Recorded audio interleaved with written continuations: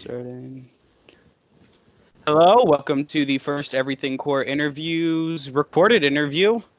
We are here with Reverie. Is that how you pronounce it? Yes, All Reverie. right, we're here with Reverie from Ohio, representing. These guys are killing it right now. So let's have you each go around, say your name, role in the band, and we'll get going. Right. I'm Justin McGow, and I am guitar. I'm Jacob Grimmett, bass and clean vocals. And I'm Jason McElfresh. I am the scream vocalist. Awesome. Yeah. So let's start. We're all from Ohio. What are some of your guys' favorite Ohio bands? Well, I think everybody knows. Well, it's not my favorite Ohio band, but my old band, Convictions. That's They're up there. my partner Colin. That's one of his favorite bands. And when I said who you were, and I reached out to you guys, and he's like, "That's who that is." He's like, "He was in Convictions. That's awesome." He's super pumped to get to talk to you guys. Yeah, dude, it's gonna be fun. Oh, man. Yeah. What about everybody else? Favorite Ohio bands? Does Prada still count as an Ohio band?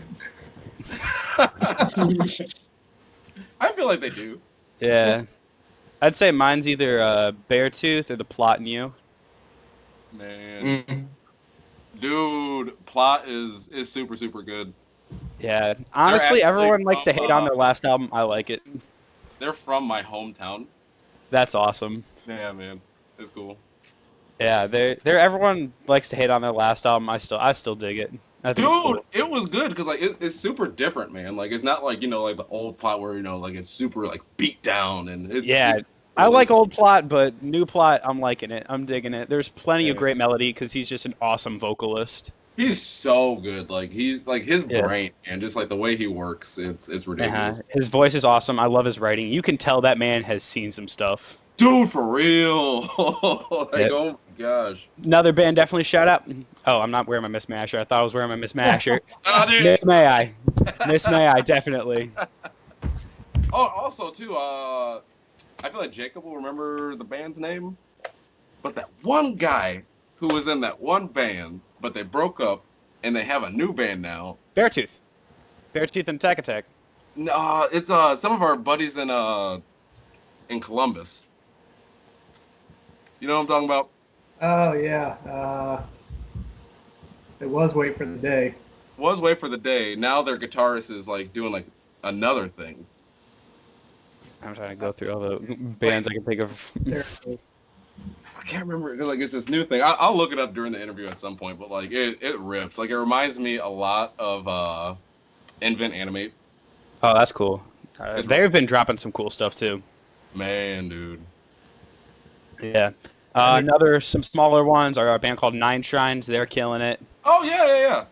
And then some good friends of mine in Silent Hearts. They are also killing it. Yeah. All right. So, all right. There's Colin. Colin's This is here. Colin. His is his first appearance on an interview because I've only been able to have 2 accounts and an Instagram live stream at a time. Yeah. So what's up, man? Here, Conviction shirt and all. Oh, hey, there's Chick. There's everybody. There we go. Now the party's starting. Colin and Chick for just joining. We were talking favorite Ohio bands. Favorite Ohio? Yeah. Ooh, I know what you're gonna say, Colin. there's not many. Let's be honest. There's plenty of bands from here. Well, you know what? I'm gonna do this. I have to go with my hometown boys, Attack Attack. Oh, dude, for sure. No convictions. You're not saying convictions. Only reason I'm not doing Convictions is because Attack Attack is from my specific suburb in Columbus. Oh, dude, sick. Where in Columbus are you, dude? I don't live in Columbus. I am from Westerville, though. Oh, nice. I live from Roansburg, so that's not too far away from me. Yeah. I think I know where that is. It's been a while since I've lived in Columbus. Yeah. Also digging the Polaris shirt. There's another group that's killing it. Bro, yeah, definitely not Ohio, but Yeah, that's just in general. They're awesome. It's a bit off. Yeah, the Australia bands currently are killing it. And Man. So you guys dropped a new single recently. It's awesome. Yes. Can you say anything about what's next? Oh man. Time frame for that.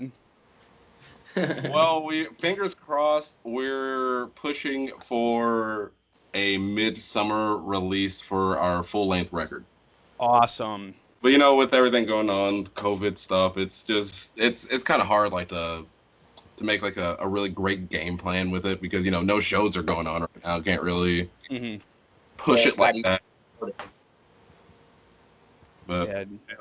that's the game plan for that. We have a release for a single. Hopefully, within a month or two, we'll have a new single out.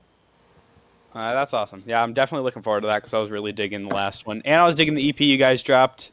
Thank you. I have to Yeah, bring it man. up. Wolves.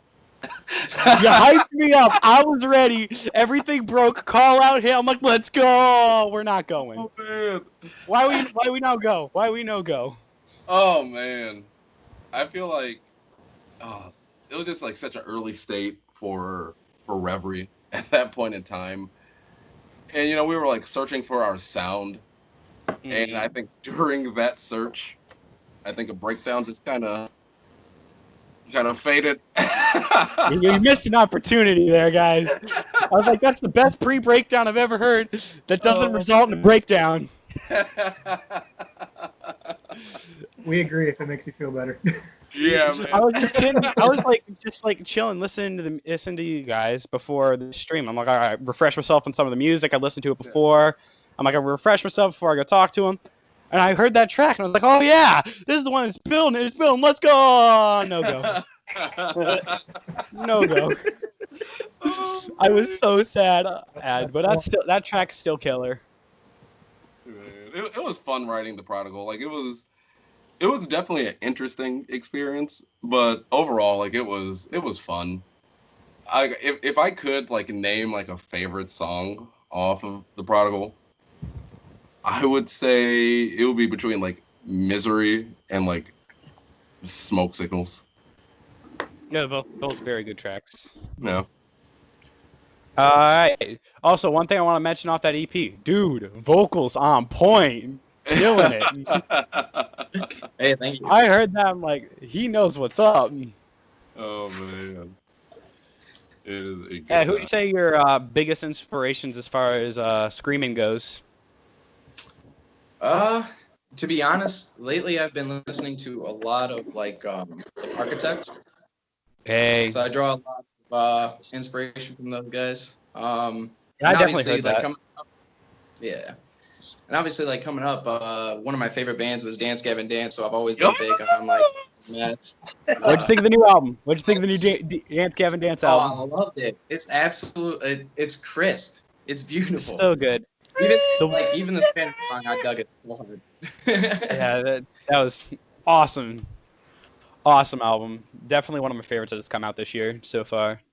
So good. But it came out around the same time frame as Trivium, so it took me a while to get to it, but I got to it and I was definitely happy. Oh yeah. Yeah. Yeah, I was very pleased with that album. Yeah, everyone was calling it After Banger. Oh man. Yeah. So, Justin, what are you running as far as guitars go? Oh man, a couple. Actually, I'm actually looking at a few right now. Right now, my mains, I'm using a Ibanez RG series, Okay. and for like all the leads, pretty stuff, I have a Telecaster. All right. Yeah. So you got Oh. the two different guitars. What's your main default for live? Oh, my live will be Fender Mustang, and my gosh, I just picked it up. It's a LTD. Oh, I can't see it right now. It's kind of like a Les Paul, but like a LT Les Paul. Like it's cool. Like it's metal. Oh, nice. Yeah, I have to say, this is my baby right here. This thing's beaten up. Oh, It's a Yamaha. So nice. This thing's taken so much of a beating. Nice, dude. Multiple. It's been like pretty much rebuilt from the ground up because I Yeah. destroyed this thing. Like after like I started like collecting guitars again, like whenever I was in Convictions during our live show, I would do this thing at the end of the set. You know, we're doing our thing. I would throw my guitar up in the air and just like let it just slam on the stage. I refuse to do that anymore because I'm not gonna mess up any more guitars. Yeah. Him and Chick, what you doing as far as drums go? I have a Yamaha Rock Tour set.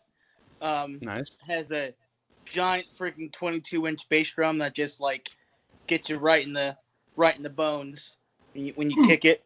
Yep, and it's got a 14-inch and 16-inch toms, and I got a real nice big 24-inch Zildjian K series light ride that I like to use too. So I just got that for Christmas, so I love using that. Nice. And I got a cool little 12-inch China stacked on a or stacked under a 8-inch splash thing that I use that actually is like really crazy. Like I need to, if I had more money, I would do a lot more cymbal stuff, but like doing stacks with cymbals is like crazy. I don't think a lot of metalcore drummers do a lot of stuff with stacks, but dude, Yeah. stacking cymbals is real crazy. Yeah, you can definitely get real in depth with that stuff. I feel like a lot of the metalcore guys are looking for just big sounds. Oh yeah. They want their China to ring forever. Mm-hmm. Be the sound guy's nightmare. My personal drum set, I have a Mapex Mars kit. I Nice. run all Sabian XSR cymbals currently. I'm getting a 19-inch Holy China. Nice. What do you run as far as kick pedals go? I have a Mapex pedal that's not a chain one. It's a double pedal that is just both like normal pedals. There's no chains or anything, so it's real good. I used to have a Pearl double pedal that was chain, and I hated it, so I converted to just like the pedal things instead of chains, and it's so much better. Mm-hmm. Yeah. Yeah, the Mapex pedals. Mapex has definitely been killing it recently because they're a very new brand. Yeah. That's a brand that definitely I enjoy. I love my Mapex Mars kit. It sounds awesome. It was great. It was not too expensive. I think it was, with hardware it was $900, and it sounds amazing. All 7-ply birch shells. Mm-hmm. That that's I was about to say that's about the same price as my Yamaha was like a little bit over 1K, but yeah, solid. Mm-hmm. Yeah, mine's got the 22 by 14 8-inch kick. That thing, it's like a cannon. Colin, that's how you describe it, right? Yeah, cannon, dude. That'll get you right in the inside, man. From the sounds Tyler shows me with his kick, it sounds like a distant cannon just firing. Yeah. Oh, no. That's what you need. Yeah, The thing is, yeah. The problem is I play drums too, and I have a 24-inch kick, and I can't get that thing to sound more like just a pop. And I'm mad. Wow. I even got I got the EMAD 2 kick head. It still is not working the way I want it to. Oh I'm wow. just so mad. Just gotta experiment with it. I was lucky to get mine second try. Trust me. I was still messing do. with it, and I'm like, I did it the second time. I like filled it up, tuned it up. I'm like, and I hit it. I'm like, I'm never changing this. This is not moving. Man. Thing sounds awesome. Lucky you. Lucky you. Do you how do you oh, sorry for my dog, guys. How do you tune your heads, Poe? Me?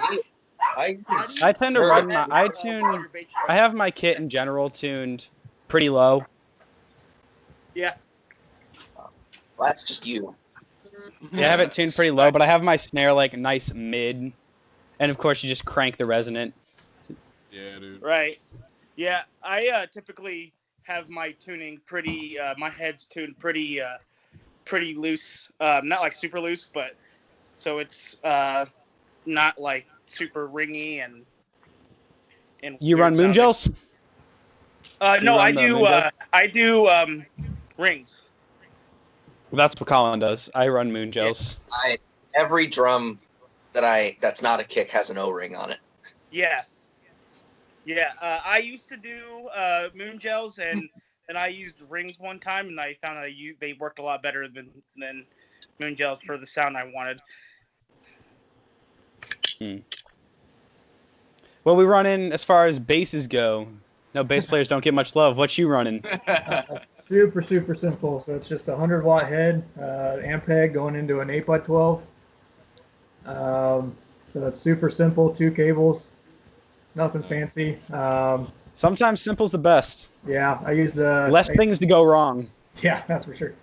I used a 4-string Fender P bass on Prodigal. I've got a 5-string Ibanez for the drop tunings on the new album.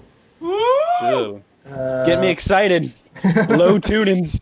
Oh man, Mine and Colin's band, Nothing Is Beautiful. We tend to stay around A sharp and G sharp, so we're all on 7 strings and stuff. Oh man. I honestly, since I only play drums, I really can't. And he tells me, "Oh, G sharp with blah blah blah." I don't know what he's talking about at all. All I know, it means low and slow. Yeah. All I know, if it's lower than E, all is good. Unless he says All is drop good. E. Good. Drop E, octave down. Do you use We're going with full octave. Do you tune your drums, or do you have a drum dial, or? Me? I do 100% by ear. I use what a true tuner is. No. Tell me what that is. Here, hold on. It's like right here. Let me go grab it.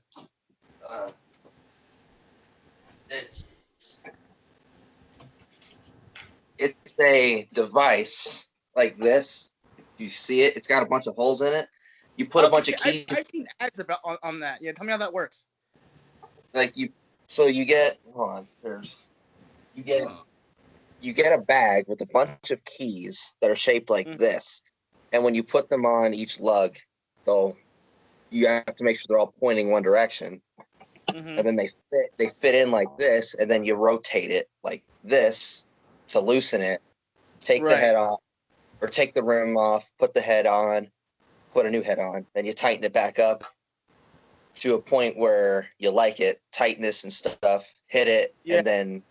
It's not always going to be perfect, so then from there you have to do slight little tweaks. But from that point on, it sounds pretty good. That's crazy. I have this app on my phone that records like hertz, like vibration sounds, and you can see how much like hertz your drums are. So you like tune it by like its resonance, I guess.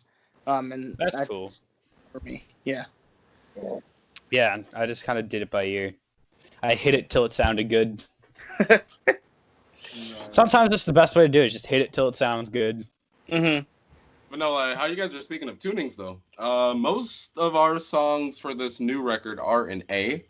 Nice. Quality tuning. I think we got 2 songs G sharp. G sharp, probably my favorite tuning.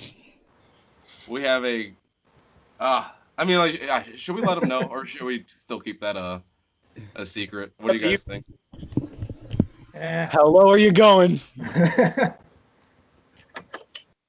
Well, go for it. Why not? So we've been experimenting with a couple other songs now are in drop E. Oh man! So it's super ridiculous, dude. Is the whole point of trying to be as heavy as possible, or are you trying to throw some melody in there despite the fact that it's extremely low? That's what we're doing too. Like we're making it, like super, super heavy, but like still sticking true to the Reverie ambient melody-driven sound. So like it's super different, but like it's ridiculous, dude. And like most people who do like E, even like drop G sharp, they're playing 7, 8 strings. But we're experimenting with drop tune pedals, so we can still play our 6 strings. Yeah, the Digitex. I see those. Some bands use that to change tunings like mid-song. There's a Crystal Lake song called Aeon, where at the end of the song, they all go to like, I think the rest of the song's in like F, and then it goes like to drop C an octave down. Dude. That's crazy. And they just hit that Digitech. Me and Colin actually saw them last time they came through Cleveland not too long ago, and that song was nuts live.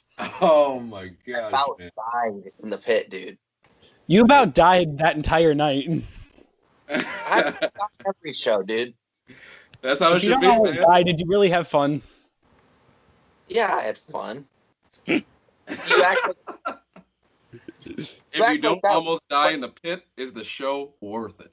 Yep. If Everyone's I- talking about these drive-in concerts, people getting towed out of the pit, demolition derby in the middle. Man. Bring your beater cars.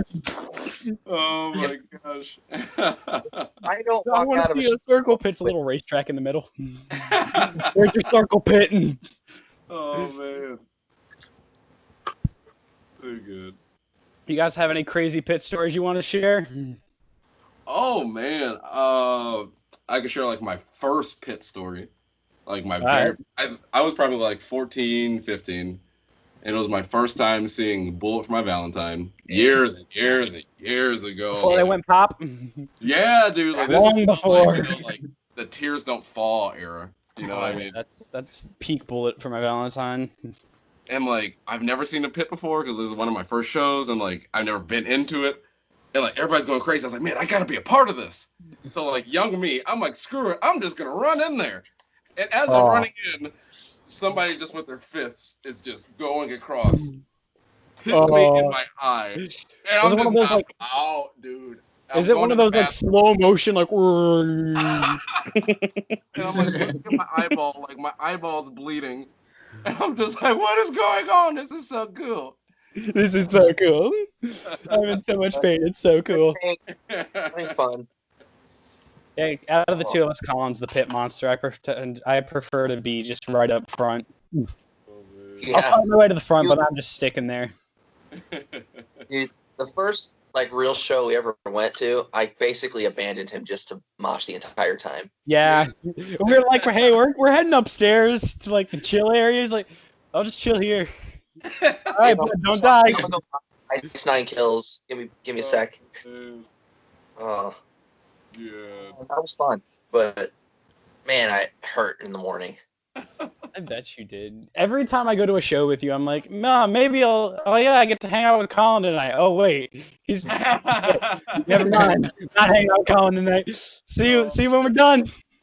I think it would have been. I walk over to him. Usually, oops, something fell. Usually, I'm okay. Usually. Would have been 2011 or 2012. It was right after O Sleeper came out with their EP.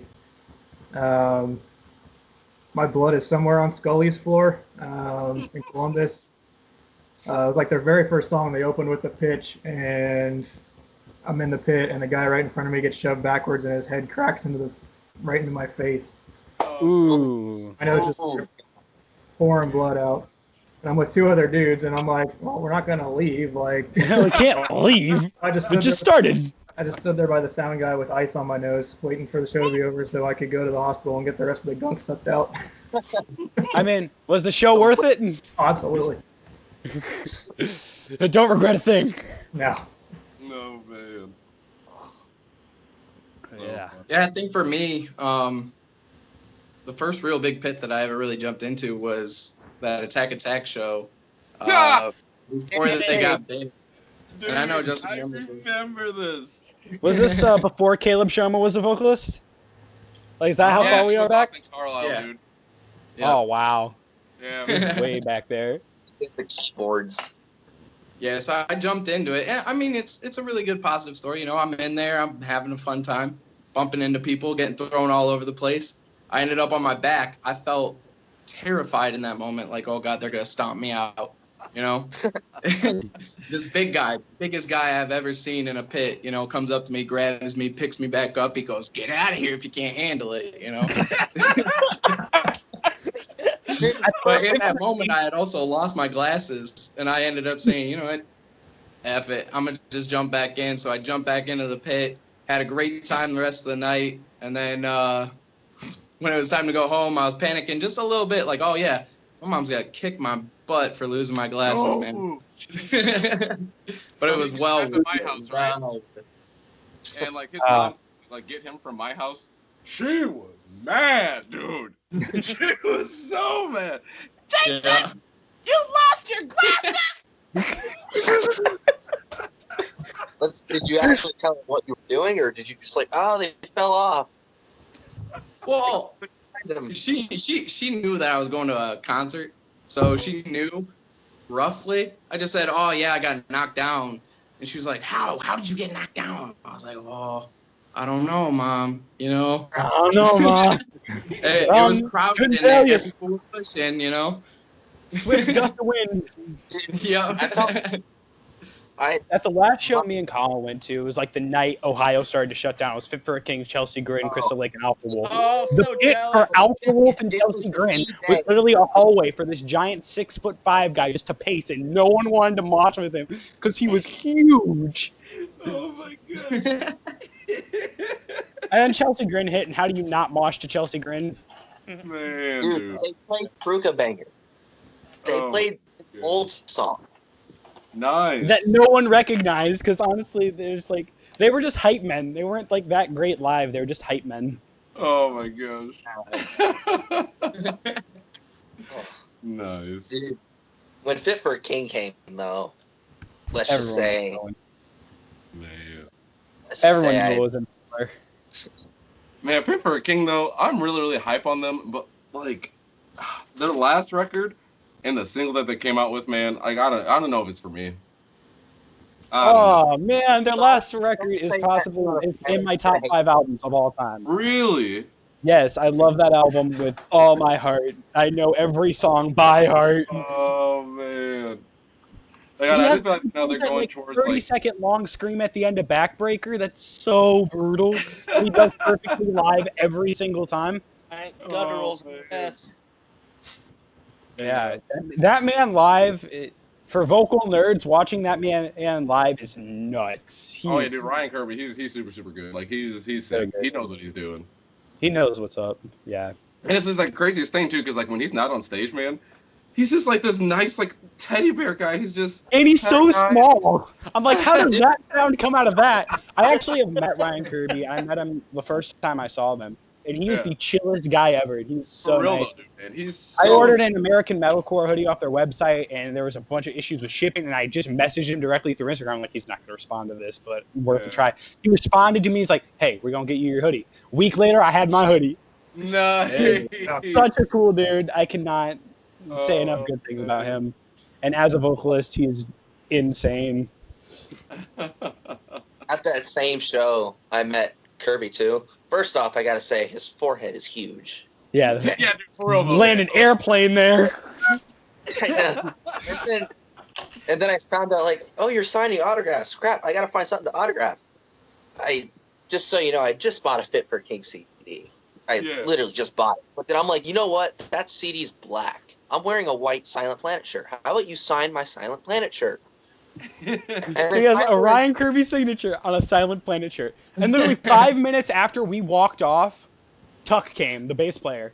He came over. We're like, really? We could have just met him. Dude. No, Tuck is my favorite, dude. The He's dude's so a Beyblade. He's a Beyblade. For real, man. I'm trying to learn his moves, dude. Like his He just little scissor spins. kicks, dude. Oh my gosh. His spins. Have you seen the video that's been circulating around of him climbing the balcony? Yes, yes. That was Dude, it's awesome. crazy. And you just see like this mound of black with thread shoes, and you're like, oh, there's Tuck. That dude is so much fun. Oh man. Oh, dude. It's insane. Yeah. And Reverie King, awesome. So you guys sent us a clip of a new song you guys wanted us to debut on here. Want to go ahead and do that now? I think we want to give like a little backstory on it too, though, because like we didn't give you guys the title of it yet. All right, go ahead. Basically, if you guys remember on The Prodigal, you know, there's a song called Home. Yes. This is Home Part 2. Awesome. And there's at least a lot of significant personal meaning to it between us four and the band, and we're gonna wait to give a lot of the meaning out until like the record comes out. But just know that this is one of the heavier songs that's on the record. I wouldn't say it's the heaviest yet, but it's one of the heavier ones. Yeah, you sent me it, and I got it on my phone. I had to resist the urge. I'm like, I'm gonna listen to it when we do the interview. I'll listen to it when we do the interview. Oh man! I've been ready for this, so let's just go ahead and play it. All right.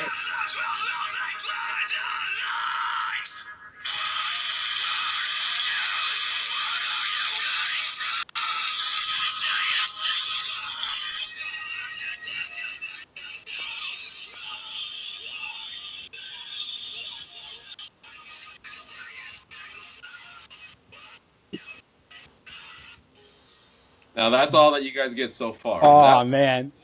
That was My first thought. Yeah. My vocal dude killing it.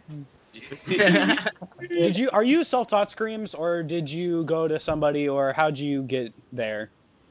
Honestly, I've been mimicking screams since I was in high school, just mimicking them, Mm-hmm. And then eventually I've gone on like I worked my way up to like YouTube, like little YouTube guides on like where in your throat should you be screaming from, and after I learned like the little bit of knowledge that I really needed, I ended up taking off. And like I said, Dance Gavin Dance, constantly screaming them. So I was screaming them before I even actually like really was practicing. Yeah. And I just blow out my vocal cords all day long, just to them, Just So- to Dance Gavin Dance. Yeah. Now it's more or less like I'm trying to like secure that future with my vocal cords, So What would be your biggest tips to new screamers? Honestly, it's I think the one thing that I ended up learning that ended up really, really helping me is if you start like you can feel where it comes from. Either you can feel it low or you can feel it high. Mm-hmm. But they do tell you like you should go like just kind of like a froggy sound almost. Mm-hmm. And when you find that if you have control over that, you can squeeze that together and force that air out. And you're also all of your air is coming straight from the core, Yep. Straight from your core. You got to tensen up that diaphragm and let out little bits of air. Yeah. Because if you let out too much, you're going to end up blowing out your vocal cords. All right. A mini screaming lesson. We got everything here. That's why he asked that question. Just gonna say.